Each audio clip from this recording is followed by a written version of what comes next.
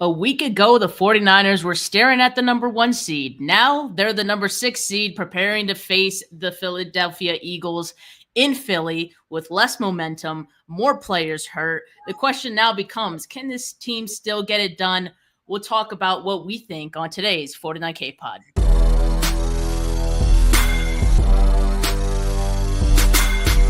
You're listening to the 49 Carats Podcast, a 49ers Goldmine production with Stephanie Sanchez.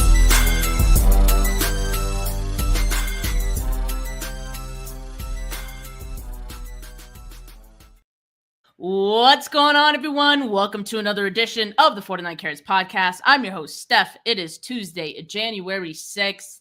And as I said, a lot has changed since the last time I did a show because I didn't get to do a post game for the show for the game on Saturday. So we're all beaming with optimism, I think, the last time, which was in the preview show on Friday. And boy, have things changed quite a bit since then. But it's also been a while since I feel like I've spoken to you, Weston. And it's Tuesday today, but we still got a show here. So how are you doing? Dun, dun, dun, right? That's how I feel related to the expectations we had, and the tease that we got over the last few weeks and rolling into last week. But outside of that, Happy New Year to your audience, right? I haven't talked to them in 2026 and, here to talk Niner ball. So we're going to have fun and recap a little bit of what we saw and probably talk about a little bit what's to come. And there's plenty to talk about for sure. So we're going to get through. Uh-oh.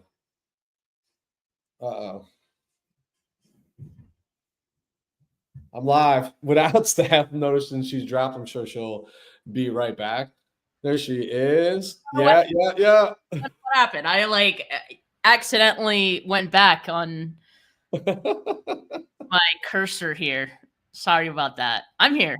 It took me a second to realize you'll go back and watch this that live. It was still showing live. I just thought maybe you disconnected. Oh yeah. I was like, I should probably say something. Still rolling.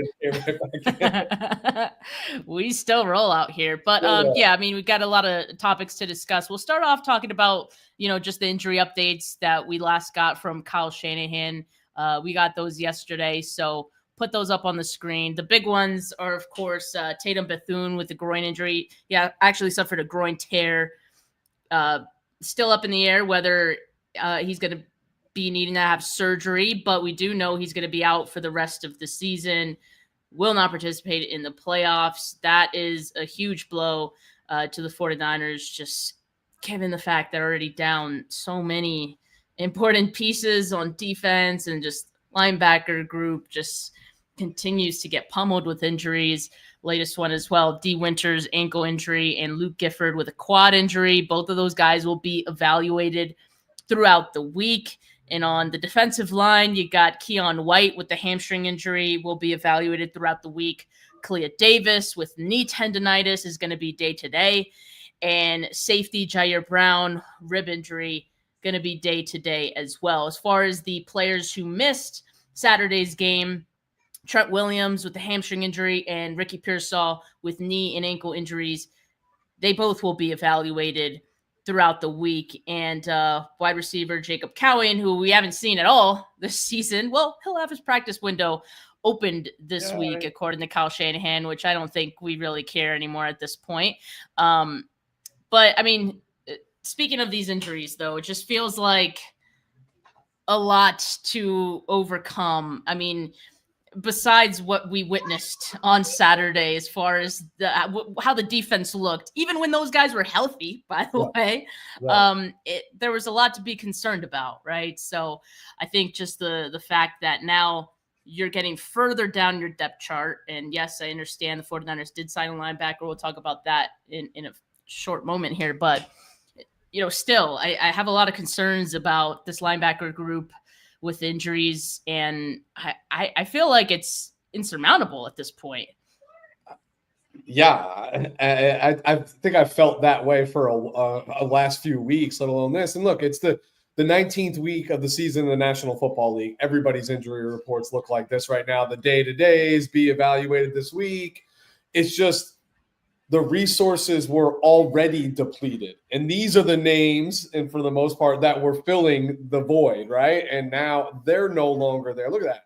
I mean, you're talking about no Fred Warner, now no Tatum Bethune, potentially no D. Winters, potentially no. So recently signed Eric Kendricks is the best available that you have to offer at the position, and you're going into the playoffs. Like, I don't want to be doom and gloom. It's just can't overstate the obvious right here is that, like, this is a problem, you know? And the reality for some of these guys is, like, if you're on the fringe of playing or not playing, well, you know, it's win or go home. So you're playing, you know what I mean? And, like, do they finish games? It's just a whole different list of concerns that you have at this point. Yeah, and yeah, it's enough reason to not feel good about the defense. We already weren't feeling great about it.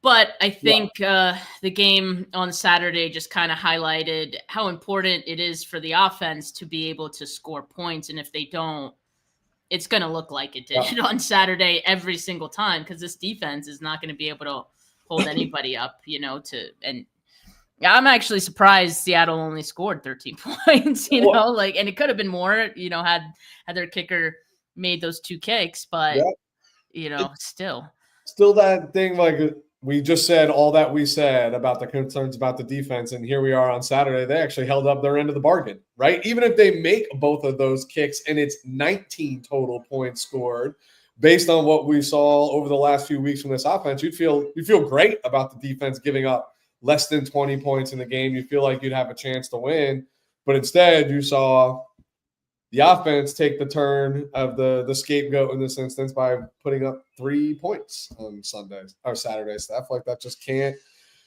Biggest game of the season. I understand that Seattle's defense has definitely been carrying them, right, when the offense hasn't been producing. And it's a really good defense. Like, it actually is a very good defense. They're a very good football team. But the opportunity was there, you know, and in that moment, with all that is potentially look at your screen, right? Like, if you're not playing this weekend, you feel pretty confident you're getting half of that screen back, right? Like, back onto your roster depth by having that bye week. All that's at stake, and you know, this is constantly what Kyle gets nabbed for. Like, the big game, big moment. Offense just didn't hold up their end of the bargain.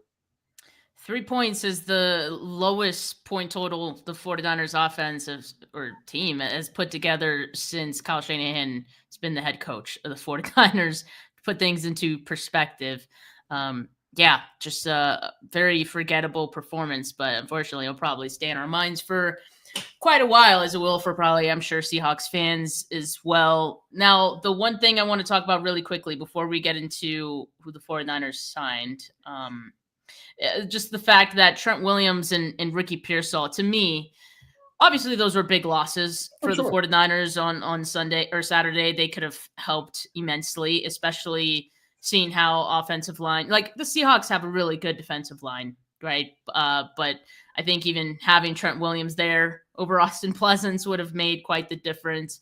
And I get it, you know, they have a really good run defense as well, which we saw all night, but maybe you get an extra yard or two on certain runs if Trent Williams there, you know, just those things. And, you know, Ricky Pearsall is, you know, as far as the wide receivers go on this team, he gets open more than any of those other guys. So I think Ricky Pearsall would have benefited this offense greatly, but you know, you didn't have them on Saturday. The question is, are they going to be available to play on Sunday against the Eagles?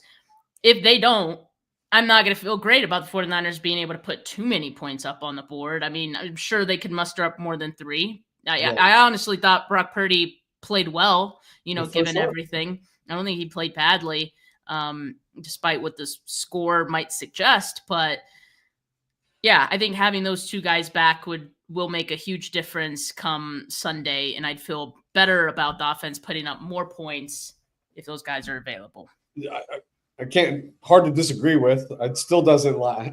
I still think the odds are stacked against them no matter who's on the field at this point in time, but we'll talk about that in a little bit. But yeah, like, to your point with Trent and Ricky being active, like, Ricky clearly gets the most separation at the wide receiver position. Does that make, you know, does that change the outcome on 2 plays throughout the game. That might be first downs, increase time of possession, allow you to run the football. You have no idea, right? Like, but you have to feel good or feel confident that that would have been the case. Even running the football, Trent Williams versus Austin Pleasant. I don't think collectively the offensive line played a bad game. They were clearly outmatched talent-wise by that defensive line, but certainly wasn't their worst performance. Admittedly, I think Brock would say there's a few reads that he'd want back, right, where the check down would have been enough. And you move the chains, you keep the ball. These are all things, right? The 49ers are at their best when they're controlling the time of possession, as most teams are. Control time of possession, right? Like dictate on the kids, but that's when all those other options that they have out there become appealing. That's when you can work George Kittle into the game. It's harder when it's like third and obvious. You know what I mean? And there's only one person you can target. So you want to feel good about those guys getting back. I feel like if it hasn't already been made abundantly clear to both of them, is like, guy, you're suiting up for this game. You know what I mean? Like, I'd rather go out there and you limp out in the first quarter and the season's over anyway, like, and get your effort versus the extra body on the squad. Like, this is what we pay you, Trent Williams, for. This is Ricky. This is why you're a first round pick. It's in these games, in these moments, availability is the only ability that we give a shit about. Yeah. I can't argue with that either. I mean, especially for Ricky Pearsall, who's missed, several games this year as well. I definitely think he needs to be out there. I mean, he missed last week. Maybe that was in preparation to get him closer to 100% for this week. You're now officially in the playoffs. So, you're going to need all hands on deck. So I think that's what we could probably come to expect, but obviously something that we'll keep an eye on throughout the week. We'll know more tomorrow about, their participation in practice, but something, they'll be evaluated throughout the week. So honestly, I feel more confident that Ricky plays, Trent doesn't. I just get leery. Really? I get leery of Trent admittedly has never hurt his hamstring before, right?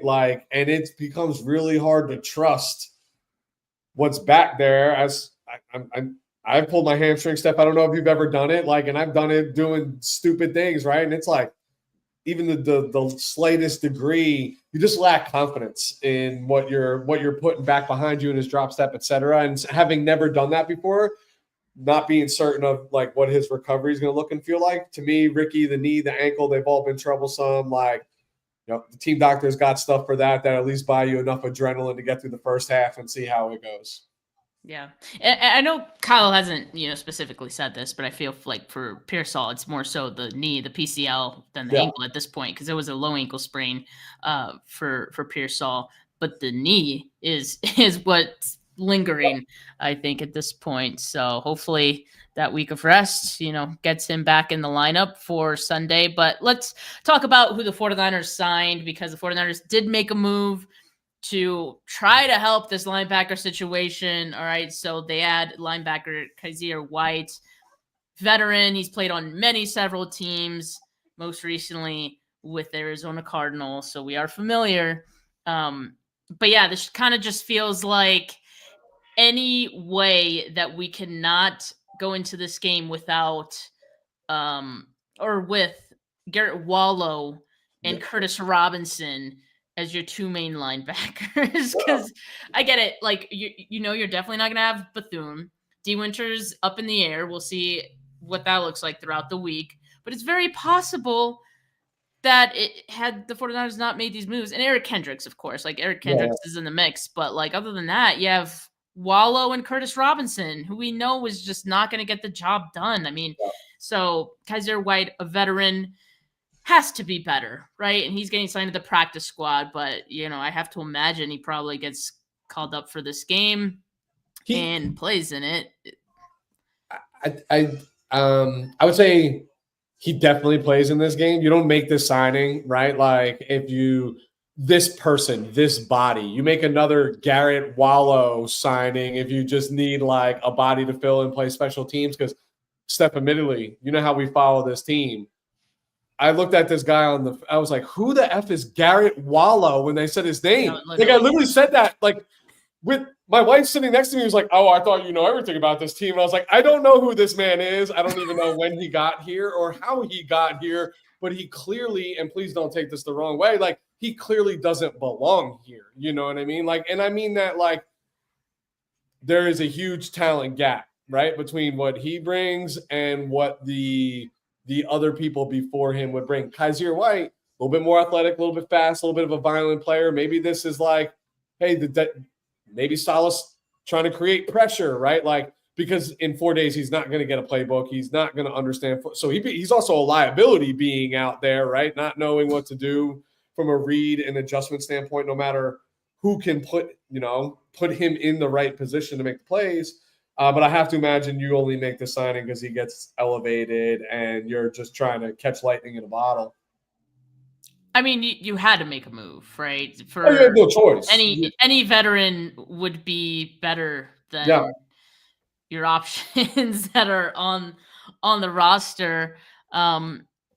Which, that's just the state of the 49ers linebacker situation right now. And it's unfortunate because, they went this whole time getting it done, going 12-4, even with all the injuries that they've suffered. You don't have Bosa, you don't have Fred Warner on this defense, and you still just muster up enough to get the job done to this point. And then it all kind of like falls apart, at the end here. So I don't know what to expect. I truly don't, but I'm hoping that Eric Kendricks, Kaiser White could be better than Curtis Robinson and Garrett Wallow out there. Here, I'll be optimistic. All these names that they're putting out there right now, they all have nothing to lose, right? So here's my thing. They're going to make mistakes. Just make them at 100 miles an hour, as fast as you can go, because that might be the difference. Hitting that ball carrier as he's getting the ball pops out, right? Hitting that receiver just go full speed, right? Like just full speed as fast as you can, make your mistakes. You guys got nothing to lose. It literally, Steph. This is not like an exaggeration. It can't get any worse for them with the position. That's what I'm saying. That's what I'm saying. And for Christ's sakes, like, can the first guy there make the tackle? Like so many times on Saturday, did I see the first guy miss or take a bad angle, try to make an arm tackle? Like, that's just not gonna get it done. It was awful. It was atrocious. It almost felt like the Seattle players and running backs were saying, hey guys, here, follow me. And you just see like the 49ers defenders like chase after them. It was there needs to be better performances from this defense.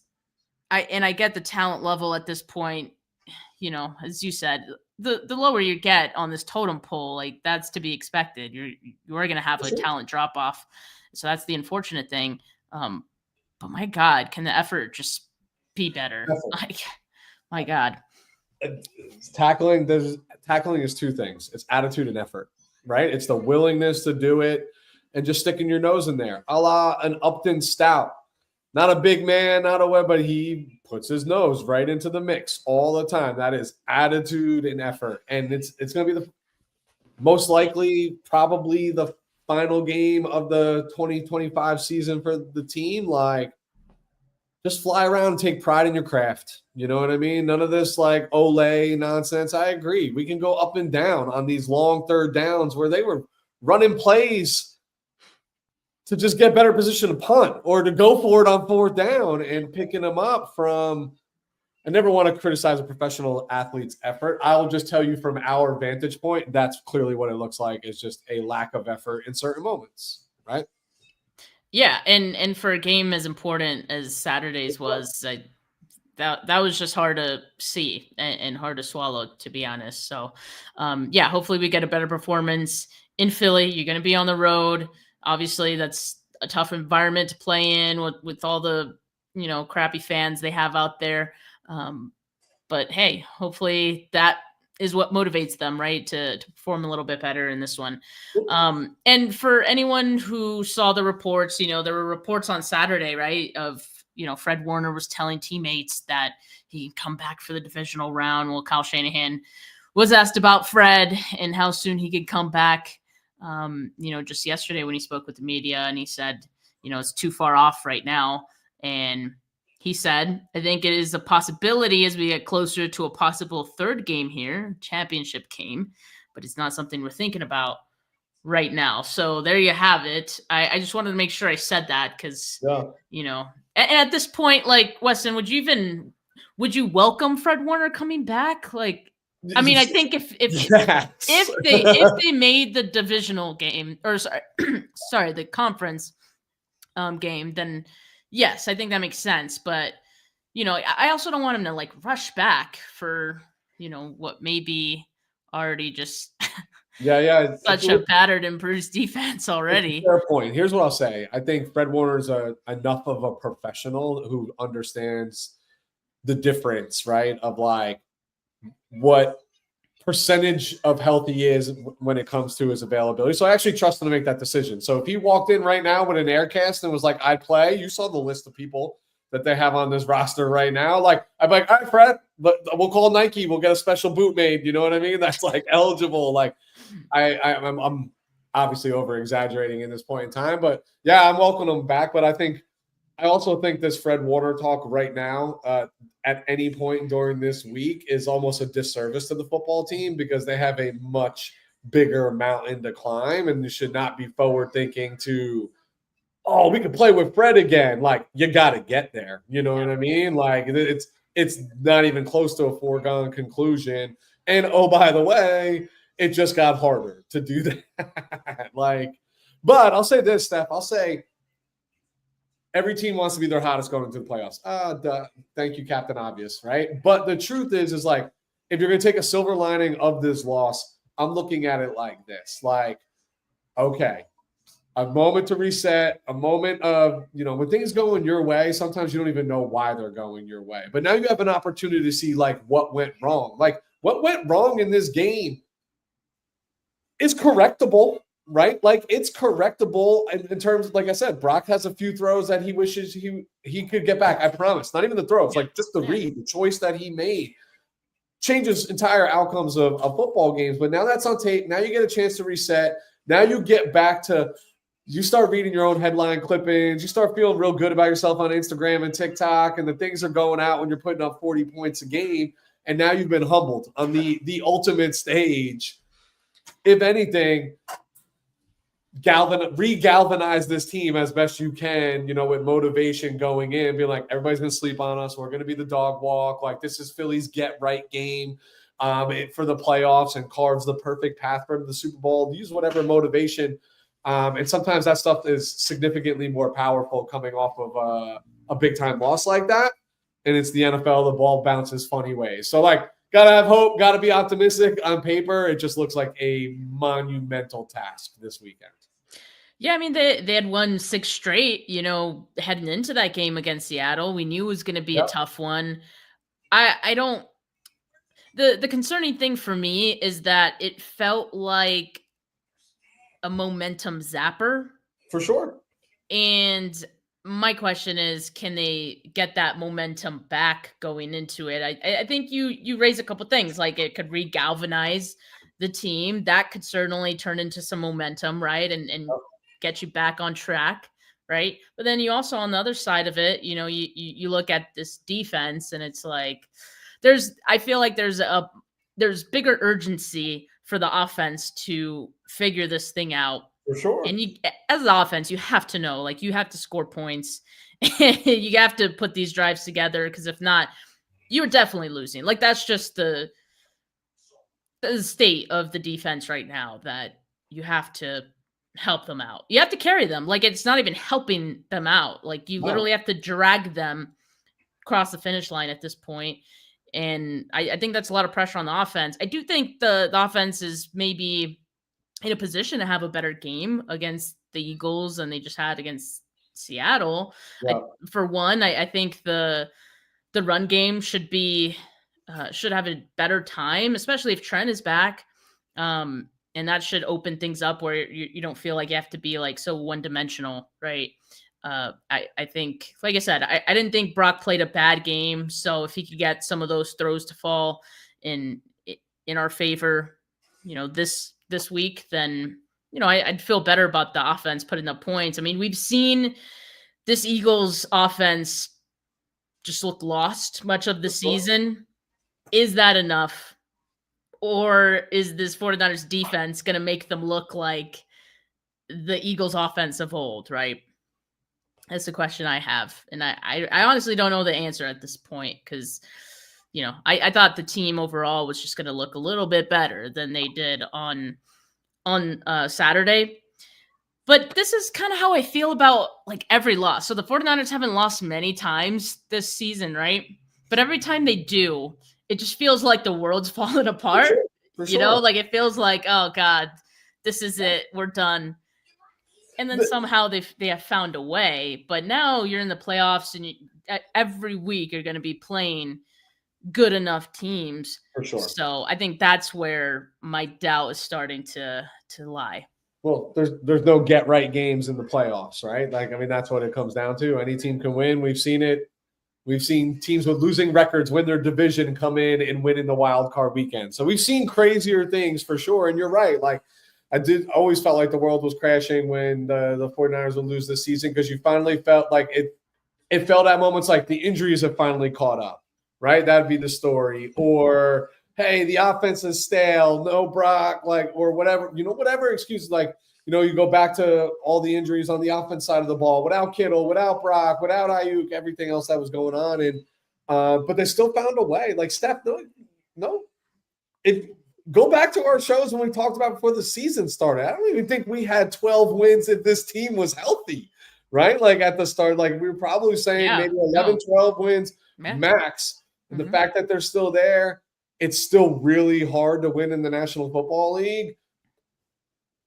As long as you can make it to the stadium, you can walk out, that tunnel, you got a chance because I say it all the time on your show, this coaching matters more in this sport than in any other professional sport in the world. And I still do believe the 49ers are – now the Eagles are as well, right? I think they are a well-coached football team, but the 49ers are a very well coached football team, evident by their record given the massacre that has been and the exodus of the roster coming into the season and throughout the season. I mean, there's no doubt about it. This 49ers team has exceeded all of our expectations this year. I do remember thinking, I do think this team slips into the playoffs as a wild card team, which is pretty much what has happened. But I didn't think they'd do it with the 12-4 record, right? No. I did think it'd be more along the lines of, 10-6 or whatever the math is on that, or 11-5. So yeah, I'm happy about that, and then I'm proud of the team still. Sure. I just wish it had ended a little bit different. I wish it didn't get worse. It's just getting worse, and I hate to see that. It's the season feels like listen. We're talking like it's over, right? And it's not, right? It is not over yet. We'll see come this weekend. So the season's definitely a moral victory for sure, right? Like you mentioned, we all thought wild card was a possibility, but we all thought that just based on strength of schedule. Their schedule actually ended up being a little bit harder than it was to start the season based on the performance of some of the teams that they played against. And they did it with all of those all-pro people that we have mentioned unavailable, right? Like throughout the vast majority of the season, which makes it crazy. And yes, they're the wild card team, but they have not been playing for a wild card spot, right? Like they've been playing for the 1 seed for the last handful of weeks in the back half of the season, which again just exceeds even our wildest imaginations coming into based on what we saw the philosophy to be coming into this season, shedding veterans, all that stuff, the youth movement, to then losing all of these people throughout the season, just totally different. So I'm thrilled, but don't get twisted. We cheer for the San Francisco 49ers.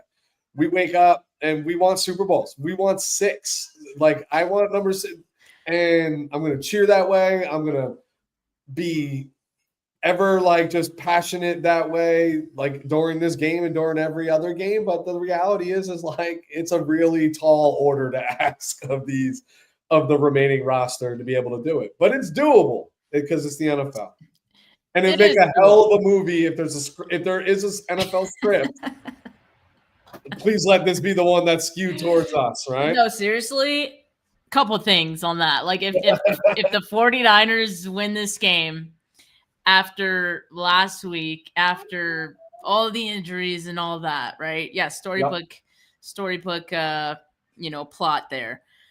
That just helps catapult Kyle Shanahan even further into these Coach of the Year discussions. I still know other names are being thrown around, and they're deserving as well. But I think with the win, it's like with knowing that they're gonna have less guys probably available for this one, I think it'd be a big deal. And then also it's gonna catapult this guy into more head coaching discussions. Robert Saleh already getting some interest from other teams, as you could imagine. I mean, hey, buddy, he's got some. He's like, don't leave us, Robert Saleh. I feel that too. So the Cardinals, of all teams so far, the first team to request an interview with Robert Saleh for their vacant head coach position. Now, there's a lot of openings that have opened up in the last few days. You got the Raiders, you got the Browns, and today, most notably, the Ravens as well, an open spot. And that's probably the most attractive head coaching gig of all. I'd say the Giants are another one too, but like defensive-minded coach, they have a good defense there, good offense. You have a quarterback already that you could feel great about. That would be any candidate's dream. But we don't know if Robert Saleh is going to be in those discussions yet. But if he is, I'd have to imagine, like, yes, that would be enough. Now, what I want to ask you, Weston, just because this is the first and only known request that Robert Saleh has gotten so far. It's January 6th, and that's what we know so far. I do expect there'll be more, but I just want to ask you about the Cardinals. Do you think the Cardinals alone would be a situation that Robert Saleh would be like, yes, I'll do it? Or do you think there'd be some, let me think about that. This is the NFC West we're talking about here. Sure, their defense has some nice pieces. Not sure what's going on with the offense. Historically poorly run org, for the last few years. So is that really the situation where he'd want to leave the 49ers for just knowing how things went down in New York with the Jets? Thoughts? No. The short answer is absolutely not. Outside of just offering probably a tremendous living experience for him and his family, being in Arizona, no way. I think difference is he's already done the head coaching gig before, right? Not looking to be a first-time head coach where you could be lured by money and promise and all that stuff. Playing indoors. There's a lot that the Arizona Cardinals can offer, I think, from an organizational standpoint. What they can offer and what he's seen play out all too well. No quarterback, right? Like, that's a problem. I want to run the defensive side of the ball. I want to understand if the offense is going to be under good guys. And why would you want to stay in this crazy division where you know firsthand Shanahan, McVay, and now getting to know a little bit more about Mike McDonald? Like, it's a tough division. Like, you want to set yourself up for success, right? That doesn't feel like it. Honestly, all of the vacancies, I was like, I don't think any of them entice him. Maybe Atlanta. But as soon as the Baltimore one opened up, I was like, there it is. Yeah. Quarterback play, a tremendous organization inside the office, right? Like, you don't have a single head coach for that long without being a well-run organization like they did with Harbaugh. I don't even think it would make sense for him to re-entertain coming back to New York as well. He's seen that story firsthand. Giants, Jets, doesn't matter. It's a different beast.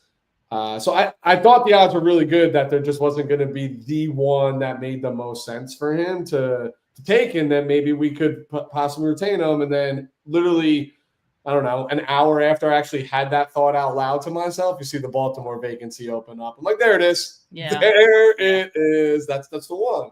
I mean, that's what I'd be all over that. I'd have my people all over that right now, getting conversations. And Saleh feels like a guy that Baltimore organization would like and respect. You know what I mean? The hard nose, but like just as passionate. He just fits the mold. He just fits what I feel like Baltimore's next head coach is going to be. Yeah, defensive-minded coach. Yeah. You know, I think that's historically kind of what has defined their team. So, I mean, we'll see what happens. I expect there'll be more teams throwing, you know, Robert Saleh's name in their hats and, you know, just seeing what comes of it. I do think, though, yeah, Saleh's probably going to be a little bit more careful about who he chooses. But that's just the thing, Weston. Like, I think he's going to end up having so many options that one is bound to be one that he likes, you know. And not to mention, even before, you know, signing on with the 49ers to rejoin them, you know, he was about to take that Jags job. Yeah. You know, he was a finalist for that one, as we know. So I think that tells you the intention is there. And yes, like I saw that as well. He did sign a new agent, which typically means, hey, I'm getting ready for something here. Yep. And so I think the writing's on the wall. But yeah, it's got to be the right fit too. So we'll see where things go. But I think at least one of these openings is going to be enticing to him. And I have to imagine that all of them, if not most of them, are going to interview him. So we'll see where this goes for Robert Saleh. But outside of even Robert Saleh, you know, the 49ers execs also get a lot of interest throughout the league. As of right now, it seems like the Dolphins are most interested in the 49ers execs, which maybe is not so surprising, right? I mean, Mike McDonald, you know, they know what he likes, and you know, I'm sure that's part of the reason. I'm surprised Mike McDonald's sticking around, to be honest, but I digress.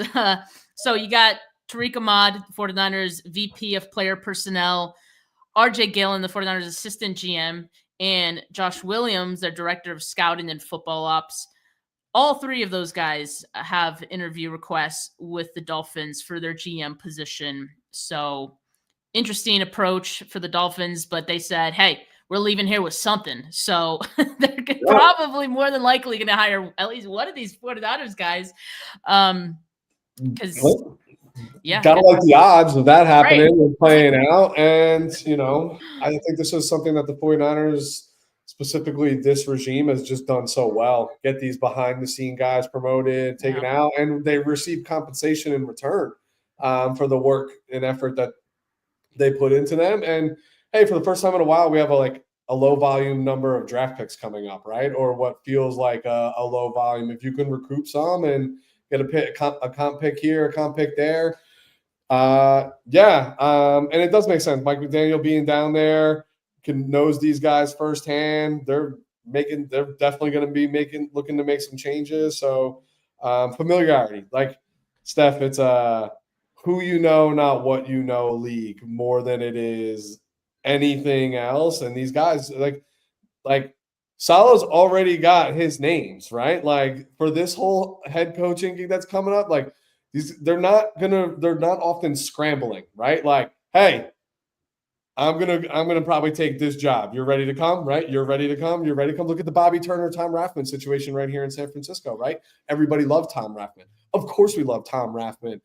But Kyle made promises the Bobby Turner that, you know, started with his father, that you go with me wherever, you know, and here we are. It's that type of league. They all take care of each other. So not surprised to see like one organization saying, got it, we'll take all three of you. Yeah, or any one of you three. So and in addition to the Dolphins GM position, Josh Williams also has been or has gotten interest for the Falcons president of football role that they have available. So we'll see what happens. But yeah, the 49ers, you know, as you were saying, they put their guys in good position. I think they make them pretty visible. So they do get these opportunities. And I think they feel really good about the guys that they have in the building and how they develop these guys internally, and hard to argue. Like there's been so many guys already that have kind of come through and gotten new jobs, and the 49ers seem to do okay, even without. Just a side note here, if any of these guys do end up taking a job, right, and leaving the 49ers, I think the next man up to get a promotion would be Dominic DeCiccio, I think is how you say his name, director of college scouting. So because he, to me, as I go to these events and I see how these guys kind of scout, how often they're at, like he just seems to be a high ranking kind of guy, and I think he's next up. So that's my guess. I'm putting it out there on early January, and so if he gets the nod, I had it first. All right. You heard it here. Nowhere you heard it first. But you know what? It's also the kudos to the 49ers. They build a organizational resume, right? So when the next young and upcomers are scouring their opportunities or taking a leap of faith to go take a very low paid scouting job within an organization because they believe that it will actually that team takes promotion seriously and lets these folks rise to the top. Like these folks are making decisions about their life as well, and they're doing it about the future employment scenario, and like no different than choosing a college or a university or who your employer is going to be. Is it a stepping stone to the next path? Same thing. And you want your doors wide open, right? Especially like this is because like the GMs, the coaches, they're not getting older. They're getting younger. You know what I mean? Like the innovative minds, like there's a lot that goes into these decisions, and you want to be a progressive organization in that regard. And they've done that very well. They've done that before it was hip to do it, Steph. You know what I mean? And now it's becoming a thing to be, just hey, it's about thoughts and ideas and what you can bring and your attitude and your effort. It's not like there's a lot that goes into it, and you want the most open minds like coming in, because that's what the innovation comes from. Like that's what takes the game to the next level. Indeed. Yeah, it definitely looks good on the 49ers. They could develop these guys, and they have interest every single year. My one concern is that, scouting happens throughout the year, usually through the NFL season. I mean, or the college football season, which, is ending now, but that's what I'm saying. It overlaps with the NFL football season.